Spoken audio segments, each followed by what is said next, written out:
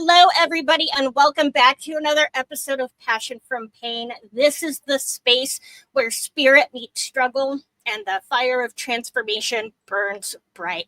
We believe pain is not punishment, but it's a portal, a sacred call to rise higher, to step deeper into who you were meant to be. Every episode, we uncover divine wisdom hidden in life's hardest moments and show you how to harness it for growth. Today's guest brings her own spiritual journey to the table, proof that from the ashes of the pain, we can awaken into purpose. I am so excited to welcome Miss Lisa Babinsack, writer, real estate consultant, design professional with over 20 years interior design experience, to the show. And she just has so many wonderful stories and a spiritual journey that is just going to ignite something special in you. So Lisa, welcome to the show. Thank you so much for coming on. Amy, thank you so much for having me here today. I appreciate it. So tell me all about how you got to this space on your spiritual journey to where you are so strong. You have an incredible backstory that we're going to get into, but how did you get to this space where you are here sharing it with everybody in the world and you're ready to just step into that power and teach other people how to do the exact same thing? Well, I moved to Mexico 8 years ago and left a life in the States that was from the outside, seemed very successful, but I felt like my soul was dying inside. I just couldn't keep doing what I was doing anymore. So I made the leap and I moved to San Miguel 2 years ago. I lived in another part of Mexico for 6 years. And when I moved to San Miguel, I was already dismantling, as I like to call it. My life started dismantling when I moved to Mexico because everything slowed down. And, the pace of life in the States is so fast and nobody really has we're conditioned to just pack it away and keep moving, no? And, right. And everything moves so fast that you just have to suck it up and move on. And there's really no time to look at where you're happy or not and, where you're hurting or not. And so when I moved to Mexico, things slowed down and my life started to dismantle. And I built this beautiful business in Puerto Vallarta, where I was living previously.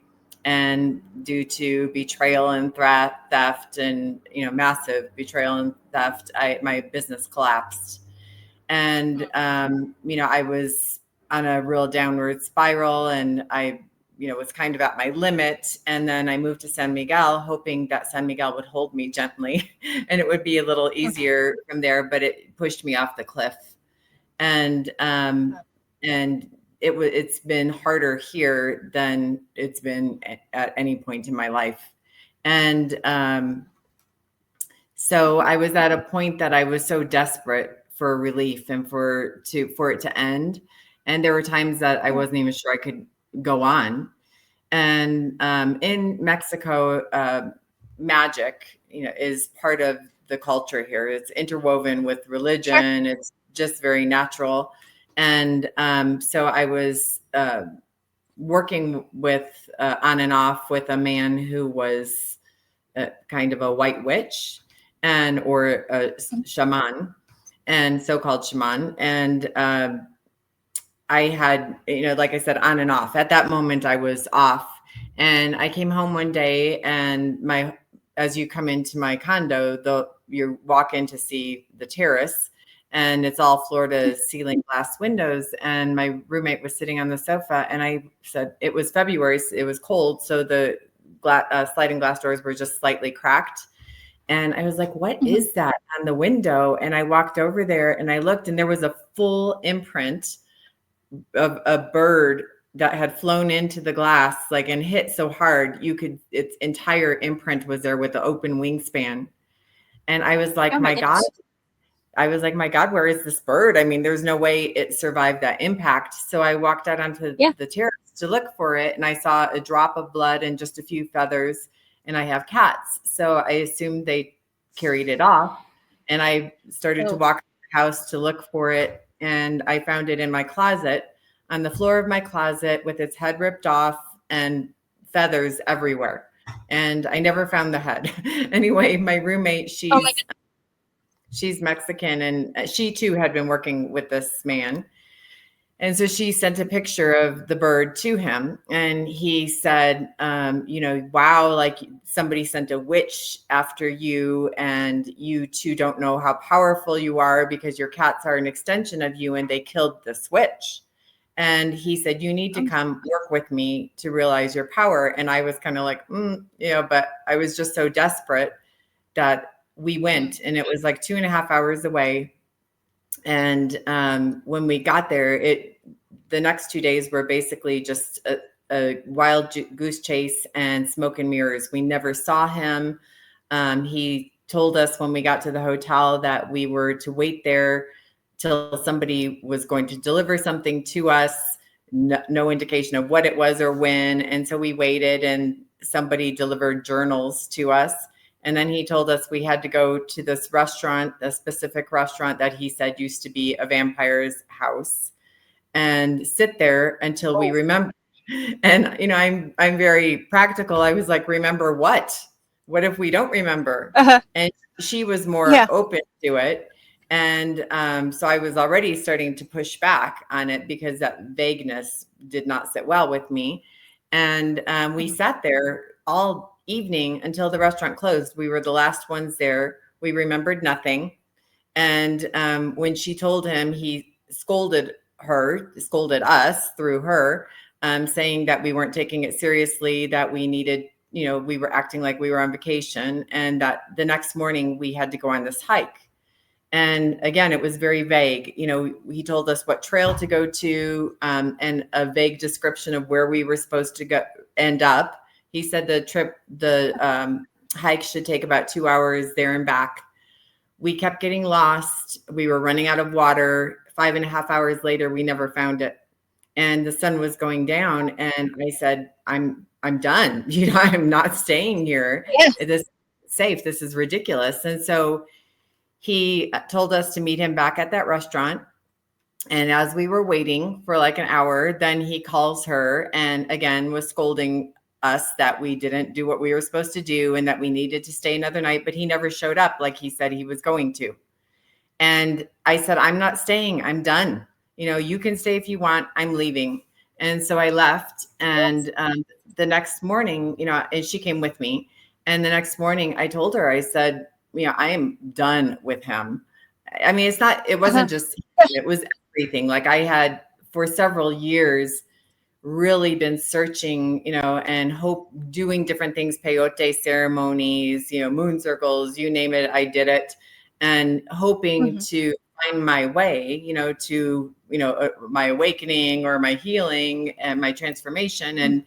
And I would get a brief bit of relief. And then, I'd be back at the same point. But that was a turning point for me where I said, I've been giving my power away. I mean, that was an extreme example, but I obviously needed that extreme of an example at that moment to wake me up to my own power. But I said, I've been giving my power away and I will not do this anymore. And at that moment, I, reclaimed my power. And then I am not a writer. I've never wanted to be a writer, but the writing just started flowing from me. And I think that had to happen for me to be in the right place for that, what was meant to be the writing to take form. And that's what I was going to ask you. Do you think that he knew that that's what needed to happen for you? Or do you think that he was leading you guys on? No, he was absolutely leading us on. I'm leaving out parts of it that, I mean, it escalated with her because he does speak English, but not real well. Gotcha. And, he was threatening her from there. And, and I was like, oh, this is just so wrong, and, it was clear that he didn't just push me to get to that point. I mean, he wanted me. What happens, and I see it many times here, I've had this conversation with many, especially Mexican friends here, because it's so part of the culture. It's hard for them to, to break it apart from the culture. But I'll just, recount a conversation I had with a friend in Mexico City. Like recently, I was in Mexico City, and he said, I need to stop and get some velas, which are candles.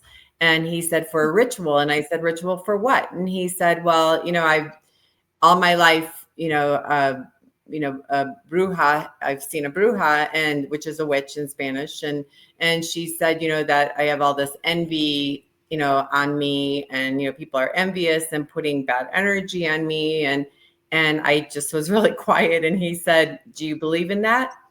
And I said, I used to believe in that. And I said, but now I believe that nobody can harm you unless you believe they can. And I told him that story. And I said, I understand it's so ingrained in your culture. It's hard for you to draw that hard line like I have. I said, but, really, I said, they are going to keep telling you that there's envy on you. We all have envy on us from somebody. It's just human nature. Sure. And I said, but they're Sure. going to keep telling you that to keep you coming back. I said, a true healer is going to heal whatever needs to be healed, and you move on. They don't keep you coming back constantly. And, and he said, oh, I wish I could stop. And I said, well, you can, but, it's not as easy for somebody when, it's that ingrained in their culture. But for me, it was very clear. I realized at that moment, and I wrote a piece called The Cult of Glitter, where I pushed back on the current spiritual climate. And I want to preface this by saying, I'm not criticizing all people who work in that field of spirituality, because many of them have really good intentions. But there are those who either have ill intentions, like this so-called shaman, or those who really don't understand because they themselves don't see what is involved in true transformation. So the Cult of Glitter was kind of like a manifesto I wrote pushing back against that industry, because it's become, for the last 25 years, it's become so monetized, and it's all about sparkle and glitter and happy Instagram photos and a promise of coming to a retreat for a weekend and your whole life is going to be changed. That's just not the reality. And I wrote a companion piece called The Threshold at the Crossing, and it's companion piece because in order to get to true transformation, that type of spiritual glitter may get you to the threshold. But at that threshold is where fear enters, because that's where you have to get into the ugly, messy parts of the healing. And many people aren't prepared to go there. And many times the healer or practitioner that they're working with is not prepared to take them there, more often than not, or doesn't want to. They want to keep them in that loop. And but only when you cross the threshold can you actually, get to true transformation and healing. And it's not pretty, it's tough, but there is no way around it. And oftentimes when people get there to that threshold, they get in spiritual ego, where the best way for me to illustrate that is I have a friend who embodies spiritual ego. He will sit there and criticize everybody and tell you what you're doing wrong, why you're not, advancing on your journey, but he drinks himself to oblivion every night. He can't finish anything he does. He's constantly lost, but he's the first one to criticize everyone. He's got all the, certifications in this and that, and he's done everything that's offered, but he has not crossed that threshold. So that's what I call spiritual ego. And if you get stuck in that and you can't cross the threshold, you're never going to get to true healing and transformation. That's so true. And you really hit on something that it really needs to be put out there, because so many people find themselves in these situations where they're hurt and they don't know where to turn, and they don't know what information to look at, who to trust. Do I go to a therapist? Do I see a psychologist? Do I go to a spiritual healer? I don't know what to do. And there's so much information online. And typically what ends up happening is we just end up picking something that just seems to resonate with us in the moment. And it typically, most of the time, especially these healers that are online and a lot of these coaches that are online, they don't have what it takes to get you to that point. They will not take you through the darkness that you need to go through and face the things that you need to face to get to the other side of the healing. And it's something we talk about on this platform a lot, is you do have to face the pain. You do have to face the darkness. You do have to face the things that you don't want to face. That's the only way to the light. It really is. And if anybody is selling you a line of BS that says that they can get you there without you having to touch the darkness, they're lying to you and they're taking advantage of you. And I'm so glad that you brought that up, because it really needs to be pointed out, because there is so many people out there that are just perfectly fine taking advantage of people who are hurt and vulnerable, and they don't mind taking your money. So true. I'm so glad you brought that out. But there are those who really have good intentions. They just don't know any better, because they don't know how to get there. And it's not that they are have ill intentions. It's just they don't know. Sure, absolutely. And so, how would somebody be able to identify a coach or a healer that can take them through? I mean, what should they look for? What questions should they be asking of a potential healer or coach or therapist or whatever to get them through? Well, I mean, first, the methods. I mean, is it all glitter? Is it all, light and love and, and all the happy stuff? Or do they let you know that it's going to get ugly, that you're going to have to face your shadows and you're going to have to really work through it, and that it's not going to happen quickly? I mean, everybody has their own time frame. It's just like grief. Mm-hmm. Grief has its own time frame. You can't control it. It's the same thing with healing. I mean, it will happen on your own time frame, and nobody can tell you what that's going to be. I mean, they can walk you through it if they know how to do that, but they certainly can't tell you if you come here for a week, you're going to leave transformed, because nobody can promise anybody that. And that's not realistic. Also, if they just keep you coming back in that loop and keep telling you, like I was saying, like, oh, you have envy on you constantly, and every time there's something else to keep you in the loop or whatever it is, that they need you to keep coming back. I had an example I was going to give you, but then I lost it. But it was a little bit different. It wasn't exactly the same, but it illustrated the point very well. It'll come back to me. But anyway, it's just keeping you in the loop and giving you unrealistic expectations of how it's going to look and how quickly it will happen. I think that since this trend has been going on for approximately 25 years, there are many, many people out there now who are very fed up. They've spent years and years trying to get somewhere and lots of money, and they're just stuck in that loop, but they don't know how to articulate it. And so when the response I got to the cult of glitter has been very strong, because it articulates it for people, and people say, yes, that's exactly how I've been feeling.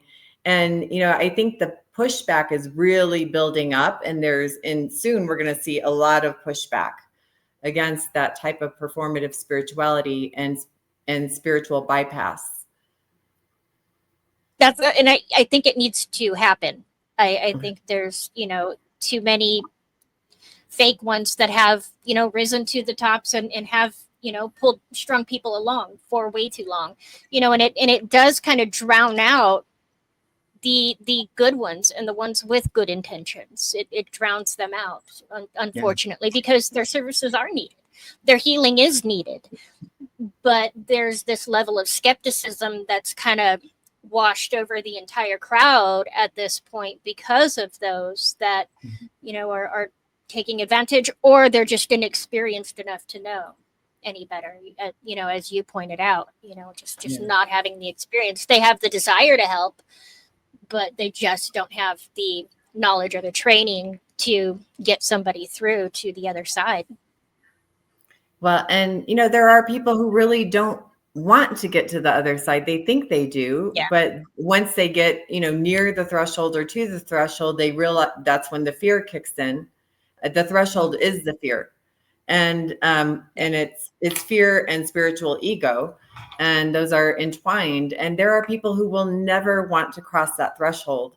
But for those who truly want to, and don't know how. I mean, when I was in the middle of it, I did not know how, and I wanted to so desperately. I wasn't afraid of the shadow work, of the hard work, but I knew I needed to do that, but I really didn't know how to progress through it. And the universe pushed me to where it did with that whole situation and many other things, but that was like the thing that really pushed me, really woke me up to many things. And but now I see that it's we all have a different journey of how to get there. And actually I started writing because when I was in the middle of that, I thought, God, I'd give anything for somebody who's been through it authentically to give me some kind of guidance, and so a lot of what I write on Substack are reframes of familiar spiritual concepts like the threshold at the crossing and the cult of glitter. But that's really deep and not everybody's ready for that. But I started a spiritual advice column with no spiritual bypass. It's just raw and telling the truth as it is of what the process is. It's called Dear Old Soul. So I offer that on there as well. And people can write in their questions and then I respond. But I thought that's something I would have loved to have access to when I was in the middle of that. Like, I'm in the middle of this. How do I deal with this? Like, what do I do? I mean, people don't know where to go, and you have to be careful. They don't. And and there's just not a lot of information out there to help you with the direction, because it's not linear. There is no one true direction, one true path for every single person. It is not one size fits all, and it's not a straight line, and I think that's where a lot of people get hung up. Is they think, okay, I'm going to start here and I'm going to end here, and that's where I got to go. I just got to keep going forward, when the reality is far different. It's more like you're going to go all the way around and you're going to head back to the beginning at some point. Then you're going to, it just bounces everywhere, just depending on the circumstances of what's going on in your life at any given moment. And I think this is a great idea. Platforms like yours on Substack, the writing that you're doing, the questions that you're taking, that people can write in and get their questions answered, because it is very much a DIY kind of, put it together yourself kind of thing that you need to do for yourself. But it needs to come from many different angles, and having that ability to reach out to somebody like yourself and get that question answered, really quick, so which direction to take it at least, or which direction to look at, next, is extremely helpful. It took me 20 years to get from where I left all of the nonsense in my life, similar to how you had done, to where I'm at now, to where I'm comfortable, and I'm telling everybody exactly how I did it and giving them all the resources that I have, and I think, and you felt the calling as well. When you get to that point, you're like, I figured it out, and I got to tell everybody, and I got to help as many people now, because I understand what it was like being there, and having no clue, and being misled by so many people, and falling for this and buying into that, and buying into the illusions of other people's lives as well, thinking that they had it all together, and that pulling me back further into a depression as well. And Yes. so, no, this is a fantastic thing that you've got going on. And so, I highly encourage people to reach out and get your questions into Lisa and ask away, get a direction, get your questions answered, because she's been through it. I love Well, what one you got thing, going on. thank you. One thing I want to point out is I am not Yeah, done. I'm still in the middle of becoming. I mean, I've come a long, long, yeah, long way, and I found what I think my mission is through the writing yeah. is to help people find light through their struggle, to see it in a different way. But I'm still trying to figure a lot of my life out. I mean, my life is Oh still yeah. forming. It's I can't say wow, like everything's great now, because it's not. But Yeah, I love it. I love it that you just said that right there. And that tells me that you're the real deal. You know why? Because anybody who is on these kind of journeys knows, you and me, we know you are never done healing. There is no end point. You are never done and everything's perfect. You evolve, yes, sure. And so you have evolved to the point that you can share where you've been without it just completely destroying you, and you can help people at this point. And so I think that's more of an accurate way to put it than I think I phrased it before, because yeah, you're never done, never done. And so the evolution, you're at that point now, and so I love it. I love it. I love where you're at and what you're doing. thank you. So yeah, I wish I could say it was done. I'm ready Yeah, to be right. done, right? But which kind of takes me to another thing I wrote about. Is I wrote, and it's one of my reframes. It's called "The Ache of an Old Soul Who's Had Enough." I have all my life felt like I was a very old soul from the time I was very, very young. And in my 20s, I was in a natural grocery store, and this older woman walked up to me, and she grabbed my hand, and she looked me in the eyes, and she said, "My dear, you're a very old soul. This is your 42nd incarnation on this earth, and your last." And without flinching, I said, "Thank God I'm tired," because that's Oh how I wow. felt my whole life. I mean, soul exhaustion. And so I wrote that there are people who feel that way. It's not like exhaustion because you're just doing too much. I mean, it's soul level exhaustion, because I've lived too many lives and I don't want to come back here again. And it talks about, like, if it's your last life, like I feel it is mine. What's different? Your life isn't as grand as it may have been in another life. You may struggle more because you're trying to leave everything clean. So you're closing soul contracts, you're healing generational trauma, you're closing karmic loops. You leave nothing on the table so you can leave clean. It's a different approach. Your legacy is how you love, and how you try to do everything from your soul, and to not leave anything untouched by your soul, and so that you can leave here cleanly. And that's totally what my life has been, is I'm ready to not come back. Yeah. Do you recall your past experiences, your past lives at all? One, and One.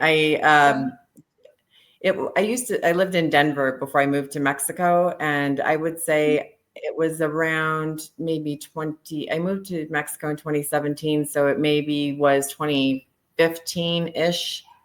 There was a movie that came out around that time. It was called The Zookeeper's Wife. Did you ever see that movie? I've heard of it. I don't think I've seen it, but I do remember hearing of it. So the movie is centers on a young couple who owns a zoo in downtown Warsaw, Poland, and this is just before the Nazis invade Poland. And they have a friend, and this man is in love with the woman, And when the Nazis invade Poland and all the animals, the Warsaw is totally bombed. All the animals are killed. The zoos in shambles. And this man that's in love with the woman, he becomes a Nazi officer. And because of his love for her, he allows them to raise pigs at the zoo so they could feed the troops. And her husband talks him into letting him go in. And this is based on a true story, by the way. Her husband talks him into letting him go into the ghettos, the Jewish ghettos, to get the food scraps to feed the pigs. But what he was doing when he was going into the ghettos is he was smuggling Jews out under the scraps and hiding them in the basement of the zoo. This is true story. They smuggled out, I think, hundreds, like 700, 500, 700 Jews from the ghettos.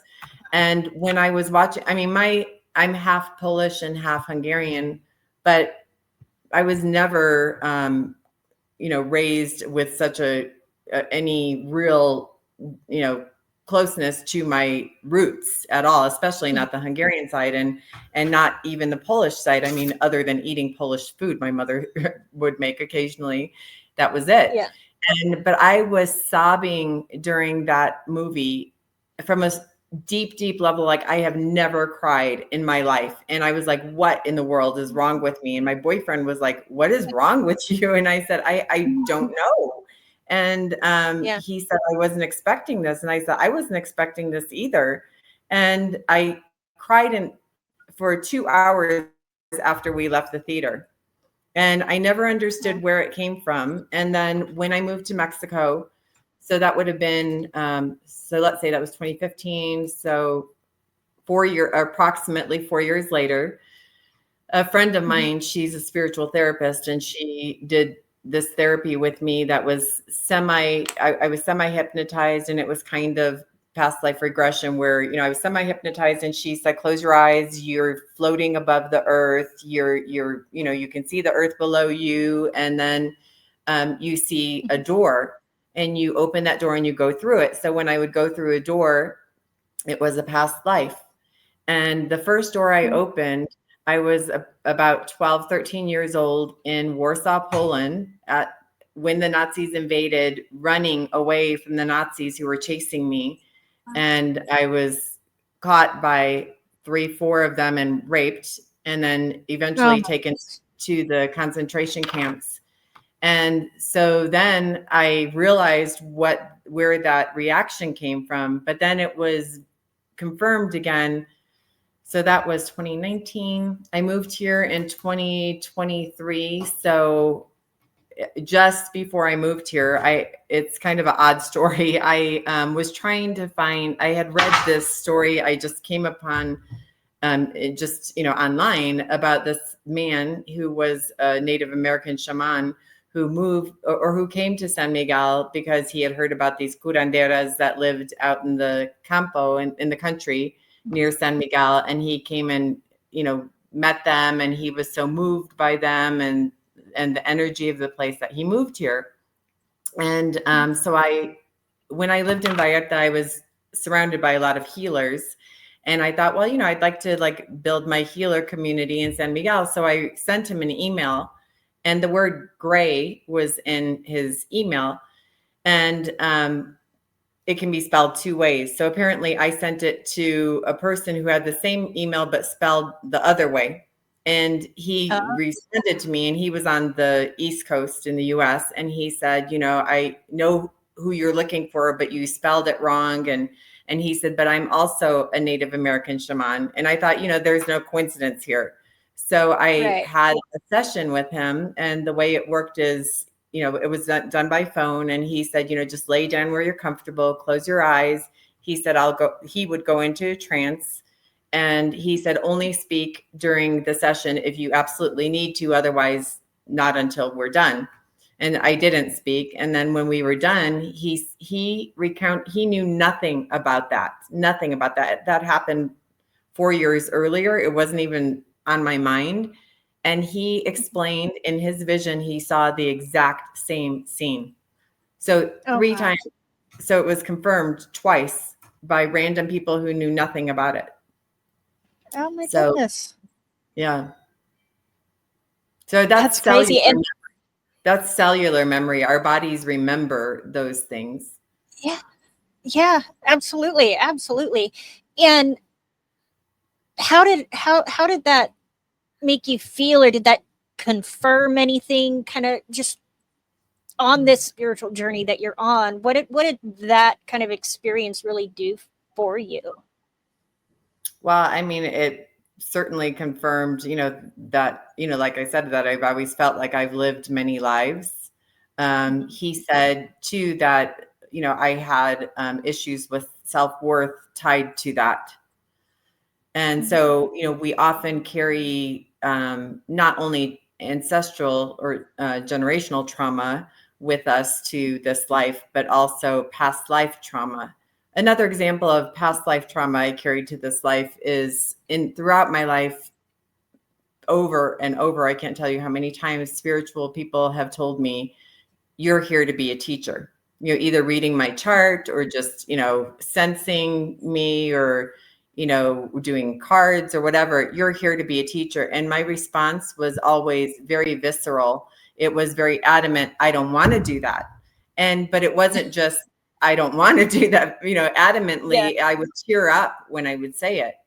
And then last year, I met a woman here who was visiting from LA. She's a life coach with a master's in spiritual psychology. And we were talking, we went to lunch, and I was telling her I was thinking about maybe becoming a life coach. And I told her that story about how people told me I'm here to teach. And she saw my reaction. She saw the tears. And she said, where does that emotion behind what you just said come from? And I honestly didn't know. And so I gave her fluff. I don't even remember what I told her, but I just said something just to say something. And then maybe about 15 minutes into the conversation, I said, when you asked me that, I didn't know, but it just hit me. I said, I think it's from a past life or past lives, because there's nothing in this life that would warrant that kind of reaction, because it was so extreme every time.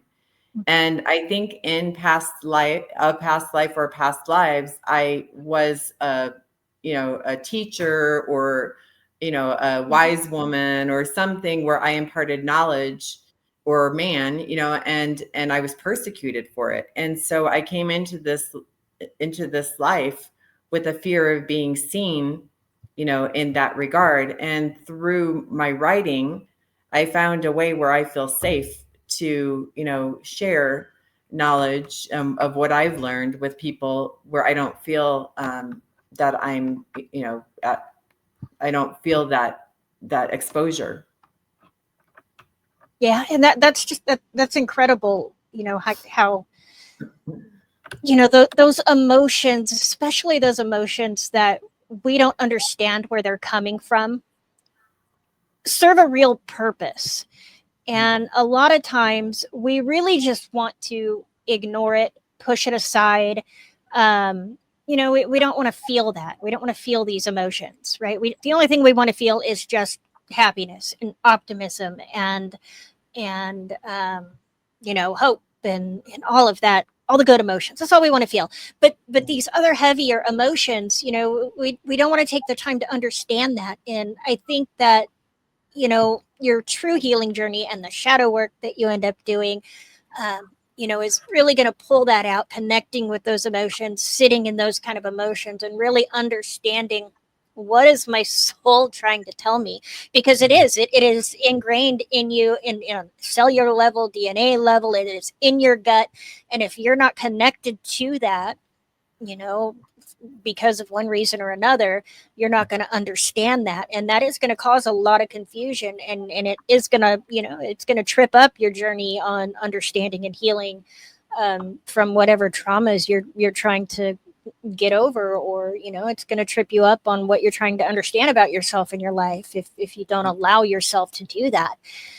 But it's hard to get yourself to that point where you can allow yourself to just sit there and feel it. Yes. Well, and it requires emotional maturity too, because you have to Sure. understand you have to sit back and say, where is this coming from? Not only feel it, allow yourself to feel it, which our society doesn't teach us to Yes. do that, and Right. especially men. I mean, men, I feel sorry for them, Oh. because from the time they're little boys, they're told, you need to be strong.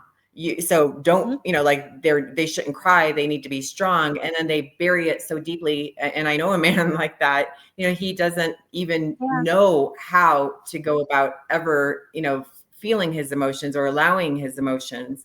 And it's really a great disservice we do to them. But, it happens to girls too, little girls in different ways. But we as a society are not comfortable with the reality of humanity. Truthfully, that's what it comes down to. I mean, because, oh, yeah, I had lunch with a friend the other day. And, like I said, I'm still, in the middle of my life is still not easy. I'm still having Sure. a lot of struggles. And I hadn't seen her in a while because she comes and goes from here. And last time she was here, things were, still shitty. And she's like, oh, and how's this and how's that? And I'm not one to say, oh, everything's great. I mean, I'm real, it's like, I'm Mm-hmm. authentic. I, don't live wallowing, but I mean, if someone asks me, I'm going to tell you the truth. If you're my friend, I Mm-hmm. mean, if you're some random Sure. person, I'm not going to get into that. And she really Yeah. recoiled. I saw it. It's like, oh, Mm-hmm. it's like, wow, still, I mean, she didn't say that, but that's what I felt from her. I could see the Mm-hmm. change in her demeanor, and people just can't sit with the reality of what, especially if their lives aren't that way. Like some of Yeah. us have had a path. So I believe that, we all before we come here, that our soul chooses the family that we're incarnated into for the lessons it gives our soul and the growth of our soul. But Mm-hmm. everybody, and I call that that path is our curriculum. And that involves the Mm-hmm. good, the bad, and the ugly. So you can't separate the trauma from that. Most people do try to separate the trauma from that. The trauma is Mm-hmm. part of our curriculum. And, Yep. looking at it as part of our curriculum gives you the power back, because if you say it's separate, then you're a victim. But if you realize that, Right. accept that your soul chose that to learn, then you understand that it's your job to metabolize that and heal it. And it's about what you do with it. And that doesn't, and let me make it clear that does not make what others do to you okay, but it's what you do Right. with it. That's the important thing. But the point, I lost my train of thought again. I didn't sleep well last night. You're Were we good. talking about before I got into that? You're good. You're good. We were talking about the traumas, and you had your friend who just couldn't sit with Well, those emotions. Whenever you would bring this up. yeah. Yeah. Well, thank you for the reminder. But Yeah. the thing Yeah. is, No, you're each soul comes with a different contract, so my contract is clearly harder than a lot of the people I know, and they just can't understand that, and they have no empathy for that, because their life is so different, and they can't understand why yours is so difficult ongoing. I couldn't understand why my life was so difficult for so long either. I kept thinking, like, what am I doing? I mean, because the clear line of delineation for me my life was never easy. It was never Mhm. easy from the time I was little, but, I, was very strong, and I found my way to do, to make things happen, and, Mhm. to be very successful. But the thing is, in 2008 I was at the top of my career, doing for the first time in my life what I absolutely loved and fed my soul, not just doing something to make a lot of money. I was doing what fed my soul, and I was making more money than I ever made, and it was the Mhm. opportunity of my lifetime. And then the economy crashed 2 weeks after what I was doing launched, and Mhm. that was the end of it. And I had was always the kind of person that if there wasn't a path, I would find a way to build that path myself to create what I wanted. So I was working in the design industry at that time in outside sales. And in that industry, the average pay is not very, very high. I mean, it's not real low, but it's not very high. But I created a niche for myself by building a path where I was making 5 times the average. And and so when the economy crashed and I lost my job, that actually bit me in the butt because, everything was pulled back, companies were pulling everything back. So when I tried to get another job, because I was making so much more than the average, I couldn't find a job making half of what I was making, or half of half, or half of half of half. And I was overqualified for everything because I had created this niche that didn't exist for myself. And then what? I literally went from here to losing everything. Every door I tried to open, closed. I ended up taking all my savings, all my 401k out to try to start my own company because nothing else was working. And then I lost everything. And, it's really difficult to go from there and struggle with what did I do wrong? What am I doing wrong? And every time I would rebuild, something would come in and wipe me out. And, and it wasn't like me making bad decisions. I'm not saying I made every great decision along the way, but it wasn't like I was making bad decisions. Something just kept coming in and wiping me out. And oftentimes it was out of my hands. And, like COVID too, like, when I moved to Valletta, I had planned when I moved there to open a furniture store. And I spent 2 years working on that plan. And then when I finally signed a lease on a space, the way they're done there is it was a brand new center, but they don't finish out the space. So when you rent it, you have to finish the space. And I was getting ready to start the construction. And then the initial lockdown from COVID came. 6 months of lockdown. I had no idea what was going to happen. I ended up having to buy my way out of the lease because who knew what was going to happen? And I lost a ton of money there. Yeah. All those plans just wiped out. And then I had to start over again. And I built a design business. And then I had all this theft and betrayal within the business. And again, wiped out. And, every time I'd rebuild, I kept getting wiped out. But in my writing, what I call that is, everybody experiences in their life difficulty, like you might have a divorce that really, does a number on you, or an illness or something. But when every facet of your life continually dismantles, that's another level. And that's what I call dismantling as completion. It is part of closing out all those loops because it is your last life. And, because you were here to heal generational trauma in your family, and you're here to close out the karmic loops, and you're here to close out the soul contracts. Dismantling is part of a completion cycle in a soul.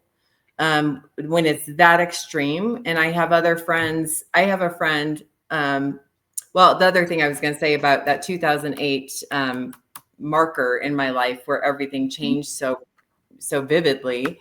I kept questioning all those years, like, why? And then last year at the end of the year, I was never a real big believer in astrology other than to read a horoscope occasionally. And I never in it.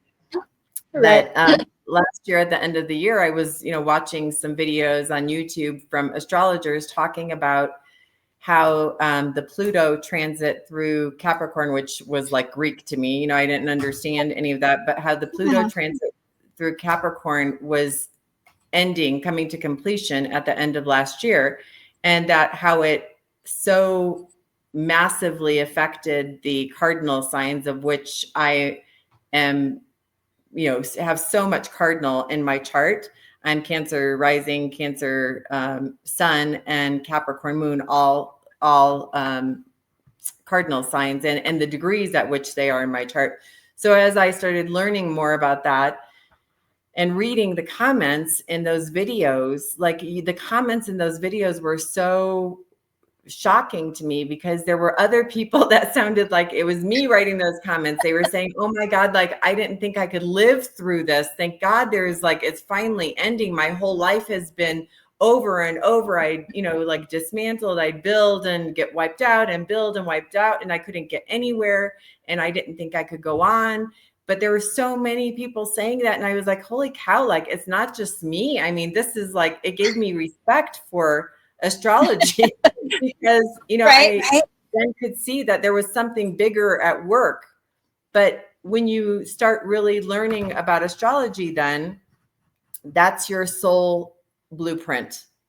Your chart is your soul blueprint. So what your agreement was when you came here is written in your chart pretty much. And, mine was one to heal generational trauma and to do all those tough things, which leads me to another reframe. It's I coined a term called the bare boned. And I had a conversation a couple of years ago with a friend of mine who is the recovering alcoholic, and her mission now is to revolutionize the rehabilitation world for addiction.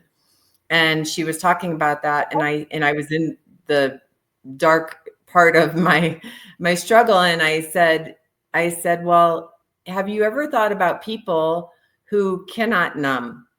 I said, there are people out there like me, like I've never been able to numb. I've never been one that drank a lot, or did drugs. I don't smoke, I mean, not that smoking is numbing, but it is a kind of numbing. And, I never did any of those things that people do to distract themselves or numb from whatever they're dealing with that they don't want to deal with. And I said, have you ever thought about people like that? I said, I can't tell you like what I would give to be able to just numb out, and just check out, like, but I can't do it. And then I started thinking about it, and I know I'm not the only one. I mean, but I think I came here wired like that. That was part of my soul's wiring and agreement, because if you are one whose contract is to heal generational trauma specifically, or, specifically that you can't heal what you can't feel. So you can't numb to it, because then you can't heal it. You have to feel everything so bone deep that it's almost unbearable, because you're feeling it for generations past. And, and that is a lot. And I've always been one who felt everything for everyone, very much an empath, and to a detriment. But I coined that term, the bare bone, for people who are like that, who cannot numb. There is no off switch. You're just full on feel everything. And some of those who have that contract do avoid it, though. They will still numb or try to numb and avoid what their contract is. So what happens with that then is they get stuck in the loop of reincarnation, because they're not doing what they're not fulfilling their contract. So they have to come back. This time I I took on a lot. It's like I took on a lot. It's been a really, really, really difficult life. But, for me, if I have to go through all of this to, be able to not come back, I'm fine with that. But, I think having a term, called the bare bone, for example, for people who are like that, gives them some comfort. Because, like I remember when I was very young and I did feel everything so deeply, and I didn't know what was mine and what was somebody else's. And I never heard the word empath until I was in my 30s. And it gave me such relief to be able to have a word for what I was. And I think it's the same with people who, can say, yeah, I'm bare bone too, and understand what that means, and understand why they are the way they are. Well, yeah, and it helps to have some sort of a name or a label. It helps with the understanding, and the connection to it, and really even being able to push through it, it's knowing that it has a name. And And a sometimes purpose. that's a world of difference right there. And that there's a purpose for it. It's not just, Yeah. senseless suffering for nothing. I mean, there's a reason for it. Oh, for sure. For sure. I couldn't agree more. And I love that, you've been able to, phrase, put words to a lot of these concepts that are really hard to, kind of put words to. People just, they don't know, they don't understand, kind of what they're going through. And I think that your platform and your ability to put words to the things that a lot of people just can't, I think is a gift that you have, and I do think that it absolutely, you were put here to teach this information, and this, and show everybody your gift, and use this gift of words that you have, and connect it to the spiritual side of things, to help people along on their journey, and I think you're doing a phenomenal job with it. I just love it. Thank you. Well, we've talked about some happy stuff. You want me to share another word I'm hoping to give people that's lighter? Yeah. Yeah. Yeah, go So for it. this is so beautiful to me. It's my passion Yeah. now, obsession. Yeah. I, on my birthday a couple of months ago, I went to dinner with some friends, and two of my friends are Mexican, and one of them had mentioned a word, apapacho. And I was like, what's that? And he started explaining what apapacho is. And then my other Mexican friend, was explaining as well. And it's a Nahuatl. Nahuatl is and I know I'm not pronouncing that perfectly correct, but Yeah. Nahuatl Okay. is an ancient Aztec language, and Apapacho is from the Nahuatl language, and it means to hug from the soul. And I just kept thinking about it and thinking about it, and I was like obsessed with this word. I mean, truly obsessed with this word. And everywhere I go, that I was talking with people, like at a luncheon or at a vineyard or whatever with friends, I would bring it up, and I would explain to people what it is, and I wrote about it too on my Substack. And I said, it's, I like to think of it as when your arms run out of room, your soul extends. But it's not just a Uh-huh. physical thing. It's not just a hug. It's in gestures, too, and the care that you give people. But it's just morphed. And so because I bring it up so much in my friend group, it's changed the way we interact with one another. And then I started thinking, like, I've never seen a word that has the ability to change the way people behave, amongst one another, like Yeah. that word. And I actually got in Yeah. a argument with AI, with ChatGPT over this, because I was telling ChatGPT this, and it was like, oh no, there's all these other words, that can have that impact. I'm like, okay, show me. And so it pulls Yeah. up, like, ikigai and haigi, and and all these words. And I was like, no, no, no. I'm going through list. I mean, there's like 30 words that pulled up, and I'm like, no, no, no. None of these have soul, like, and the emotion behind it, like apapacho. And I Mhm. thought, like, and finally, after arguing with ChatGPT for like an hour, it said, you know what? You're right. And how many people can say they have an argument with AI? But I love it. I love and it.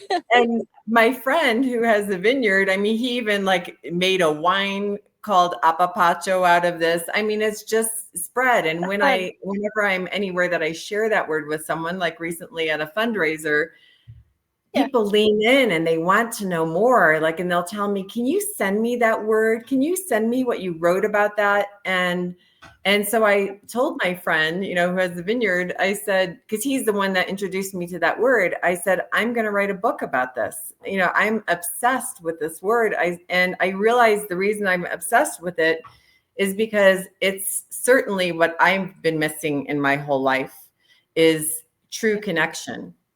I mean, when I was very young, in grade school already, this is unusual, I know, but I always wanted to have deep conversations with people. And who at that age wants to have deep conversations? I mean, even as an adult, most people don't want to have deep conversations, but that's true connection. And so I started writing a series called the Apapacho series. And my mission, truly, my mission is to make Apapacho a world movement. And the first essay I published on my Substack was called, the way the series is structured is there's challenges and then there's architecture of the series. There's 8 or 7, 7, I'm sorry. But the challenges, the first one was, I challenge you to redefine wealth, because in our society, wealth is only considered monetary, your possessions, your money, your bank account, but that's not true wealth. On your deathbed, because I always use the deathbed test. When you're laying on your deathbed, does your bank account matter? What matters and what you're going to be thinking about is who touched your life, whose life you touched, how you're going to be remembered. True legacy is in how people remember you, not in your bank account or the building you left behind with your name on it or what they inherited. It's how they remember you. And so, I wrote, that's the first one I put on my Substack is I challenge you to redefine wealth. And then today I published The Architecture of Apapacho. And that talks about what Apapacho truly is. So when we were at that vineyard, it was a harvest celebration at my friend's vineyard, and I invited 15 people. I'm a real connector. Like, I know a lot of people, and I'm really good at connecting people. And so I invited 15 people, most of which did not know each other. And if they knew each other, they had just met before briefly. And that day, like, the connection between all those people was truly, truly magical. I mean, it was absolutely beautiful. And the next day, one of the women in that group invited us to her home. And she's new to town, so I'm just getting to know her. And that was the first time I had been to her house with a group of people. And she told everybody, she asked me to put together a WhatsApp group because I was the only one that had everyone's phone numbers.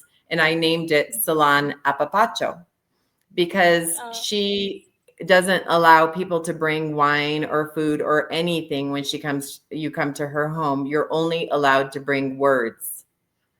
And salon is like, a reading salon. And so that's why I named it that. But so you had, some people, one woman brought a Rumi poem that meant a lot to her. Another woman read song lyrics and explained why they were, very important to her. I brought a story. Well, it was the first thing I wrote on Substack. It was a series called How Mexico Saved Me. And I brought the first piece I wrote from that series. Somebody else had just she had just gotten familiar with AI, had just set up an account on ChatGPT, and she gave ChatGPT 3 pieces of information about her and said to describe her. And it wrote this beautiful thing. And she was like, oh my God, it's like it knows my soul. And that's what she shared with us. And other people just, shared like little quotes that were important to them. So there were like all different levels of vulnerability that people brought. And some people were a little uncomfortable at first, but then they softened as they saw it go around. But it was so incredibly magical. And it was like one of the most soulful evenings I've had in my life. And then I learned later that woman doesn't only not allow people to bring words to her house, but when she goes to somebody's house, she'll bring nothing but words. And the thing about that's so beautiful is she refuses to do anything but truly connect. And I think that's just amazing. I mean, that's true Apapacho. I mean, that's true depth. She will not, she's not interested in anything but true depth. And I admire that so deeply. And so right, we all need to do that more. And, but, because typically at a gathering, you aren't going to see a glimpse into somebody's real being like you do when they share something like that and it's usually more performative, at a gathering. And so the architecture of Apapacho talks about trying to bring more moments like that into our lives. And then, the series will go into, I challenge you to redefine celebration. I challenge you to redefine leadership. I challenge you to redefine legacy. And then there's, I can't remember the exact name. Let me look a second. But one on the culture of, where is it? The hidden, here we go. Tenderness as strength, because we are taught to believe that strength is just being hard and not letting the world get to you. I mean, not letting the world get to you. But I think that's a crock. I mean, it doesn't take strength to armor up. It takes strength to be vulnerable and feel. And, it's easy to shut down, but it's not easy to feel. And tenderness is the real strength. And then the other one that's architecture is about the cultural memory of Apapacho. And that's about how it goes way back in time. Because I always say that Mexico is Apapacho. Because Mexico, the way of being in Mexico is very Apapacho at its core, because people here, even if they're poor, and that's what's beautiful about Apapacho, is it has nothing to do with what you have. It's about what you can give from yourself. So like Mexican people, whether they're wealthy or they're poor, they will offer you something. When I moved to Mexico, like my people I didn't know, that I worked with, they'd say, oh, because you want to help everybody. And then, they want to help you, but they may not be equipped. And the culture isn't to say no, they just want to help. But then it becomes a big mess sometimes.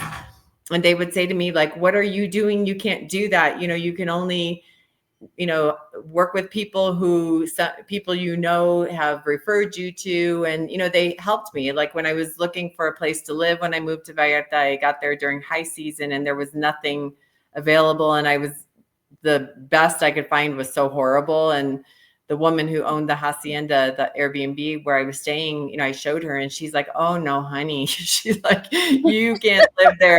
She's like, let me call my friends. And she calls all her friends and they all came together and found a place, for me to rent that I never would have found otherwise. But, that's how Mexicans are. And, they're not the only culture that's that way. I mean, but the point is that society used to be more that way. If you go back in time, it used to be that in tribes, the women came together to raise the children, and a child always had care. They were never left alone. If the mother wasn't available to teach them, it takes a village. That's where that saying comes from. Even animals know that. In herds of elephants, they care for the young together. Wolves, it's all throughout nature. And we have come so far from that. And we need to go back to that, because with technology, which is great, the flip side of it is, though we are more connected through technology, we're profoundly disconnected and on a human scale. And people, right? And people are starving for that. And I think that's why Apapacho, when I talk about it, they light up, because it's what they don't even realize they can't name it, but they don't even realize they're missing, but they feel it when you talk about it. And that's why I am determined to make Apapacho a world movement, because the world needs Apapacho now. And it's I love it. I want to help. You can embrace. Right? I want to help. I love it, because you're right. You're right. You've kind of hit on a whole other podcast topic, but in this country, I think one of the biggest problems that we do have is we've lost that soul connection, that spirit connection, and that community connection. And instead we're chasing, the materialistic and the dollar and the self, and we kind of forgot about the collective and the community and the soul and the spirit. And that needs to come back to this country, and you're seeing a lot of people who are leaving this country, and that they don't understand that's why they're leaving, but that's exactly why they're leaving this country, is because it's missing that. It's gone. It if it's not completely gone, it's close. It's close. But Let me just, but yeah, no, you're so right. I mean, it is, everything is about self and the individual and being independent. And, there's good things about that, but, there's a flip side to everything. And we've gone too far to the extreme, and there's no care for, for your fellow human being anymore. I mean, people don't even see others as humans, and, the humanity is gone. And we just don't even know how to ask for help anymore either, because we are so afraid of getting stonewalled, or the the bad attitude or the reaction. Exactly. So it's tough. It's tough. We're in a tough spot spiritually right now. And very much so. But one of the reasons that I really wanted to have you on the show and speak with you is because it's just needed. This conversation is needed, and that's why I love what you're doing on Substack, and this movement that you're creating. I think is a beautiful thing. And what you're teaching is going to help a lot of people who are hurt, and they're fly hit me, but there's a lot of people who are hurt, and I don't know if that was some kind of confirmation or what, but I landed on my face when I said that usually means something, right? But anyway, yeah, no, and so I just think I just keep saying it's a beautiful thing, because it's so needed, and that's what this whole podcast is about. This platform is about. We're hurt mentally and spiritually, and that's what I really want to help with, and so I really appreciate you coming on and sharing your story and your experiences. You've had a hell of a ride, and it takes a lot of strength and courage to come out and talk about it, and talk about how far you've come. And I wanted to acknowledge that, because not just anybody can do that, and put their experience out there. And we got the kitty cat too. That's another one. She's the screamer I was telling you about. I love it. I'm such a cat person. I've got 3. I have 4. My cats have more followers than I do online. I love that. Well, and I want to acknowledge you for what you're doing. I mean, having a platform like this where people can come and share with people and give them comfort, and hearing other people's stories of, how you can transform your pain. I love the name of your podcast. I love everything that you're doing. I think it is so needed. I mean, more people need to hear the stories that you're sharing, through your podcast. It's amazing. And your story. Thank you. Yeah. And, it's, I needed it. I needed it years ago, and I didn't have it, much like, you needed this years ago, and, it wasn't there. And so now you're creating it, putting it together and creating it for other people so that they can have it a little easier. And I think that's, part of our journey and our mission on this earth is to take our experiences and make it a little easier for the next crowd. Hopefully so. Yeah. Hopefully, right? Yes. Well, thank you so much, Lisa, for coming on. Like I said, I just really appreciate you coming on and sharing. And listeners, I want you to go to her Substack, the Altar of Becoming, and definitely go check out the Apapacho. Did I say it right? Apapacho. You did, yeah. Okay, I did it. I'm so proud of myself. The Apapacho. And I definitely want to link to all of that. So I'm going to link that in the description, and then check out her Reframe series as well. And just just go down that road, go down that journey with Lisa. She's got some amazing insight, puts a lot of the emotion and the feelings and the spirituality into perspective.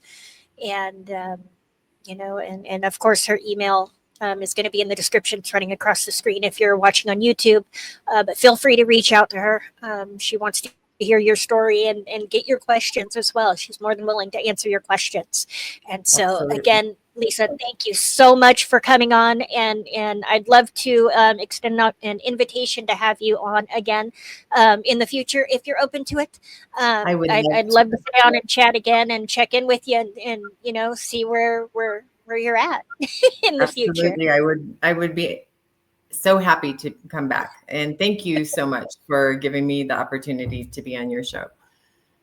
You're very, very welcome. And thank you so much, everybody, for tuning in and listening. And until next time on the next episode of Passion from Pain, I love you guys. Remember, you're not alone. There is a world out there of people who want to help, and we're always here on this platform as well. And I love you guys. We'll see you in the next episode.